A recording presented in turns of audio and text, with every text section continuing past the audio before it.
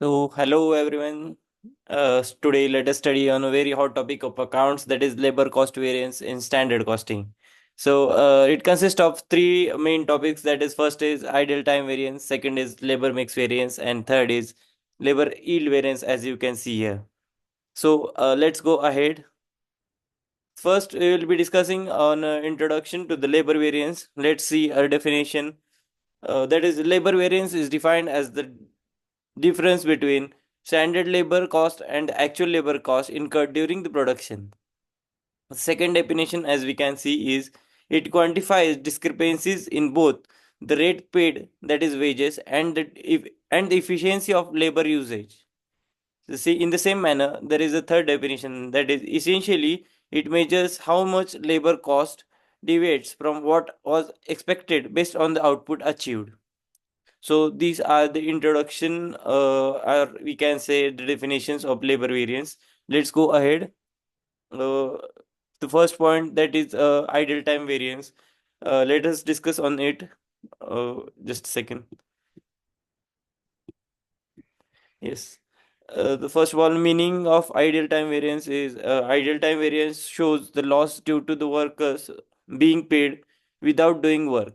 That means when the worker does job and still the worker doesn't do the job, but still he is getting paid. So the formula for this is idle time variance is equal to idle hours into standard rate. Let us see the example for the same. Like if workers are paid for two extra vested hours at rupees 50 per hour, the ideal time variance is equal to 2 into 50, that is 100. That the 100 rupees is unfavorable loss for that company. This means that company loses rupees 100 because of wasted labor time. Then the reason for this idle time variance is, the first is machine breakdown, second is power failure, third is shortage of raw material, then it is poor supervisor or supervision, and that then the last is uh, strikes on internal delays. Let us go ahead. That is next point is labor mix variance. So the meaning of labor mix variance is labor mix variance arises when the actual combination of workers differ from the standard combination. That means, let us check. It checks whether skill, semi-skill, and unskilled workers are used in the correct position or proportion. Like if there is a need of some skilled labor and even the company is assigning unskilled labor on that work, this in that time the labor mix variance appears. So the example for it is, if a standard plan requires 10 skilled workers but actually 6 skilled plus 4 unskilled are used, then a labor mix variance arises due to the change in labor composition. This variance tells us whether right labor type is used or not. Then, yes. For formula of this labor mix variance is equal to revised standard hours minus actual hours into standard rate. When this labor mix variance arises is when the skilled workers are replaced by unskilled workers. Then when more unexpensive labors is used unnecessarily. Let us go ahead.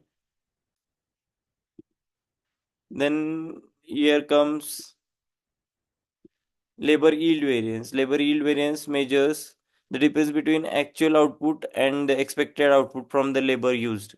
It checks did workers give the expected level of production or not.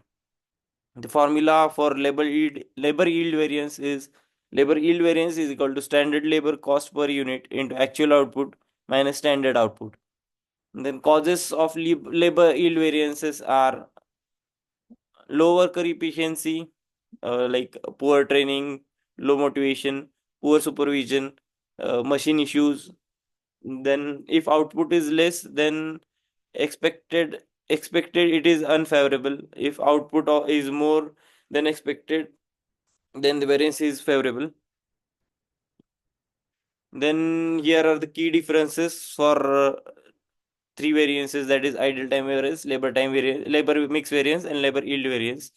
So the differences are differed in four parameters that are basic, focuses, and related to nature.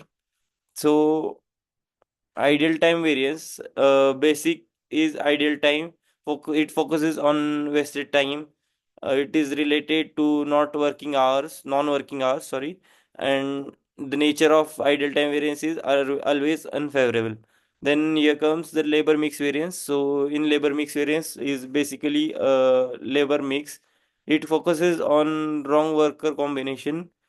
It is related to the type of labor used, and the nature of labor mix variance is unfavorable or favorable.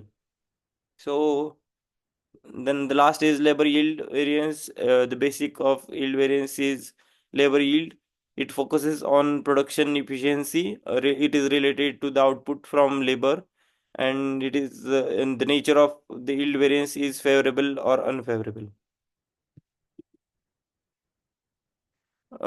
Some business importances of this yield variances. These variances are extremely important in industries like manufacturing companies, construction sector, garment factories, IT and services organizations. They may help managers to reduce labor cost, improve productivity, control wastage, increase profile margins.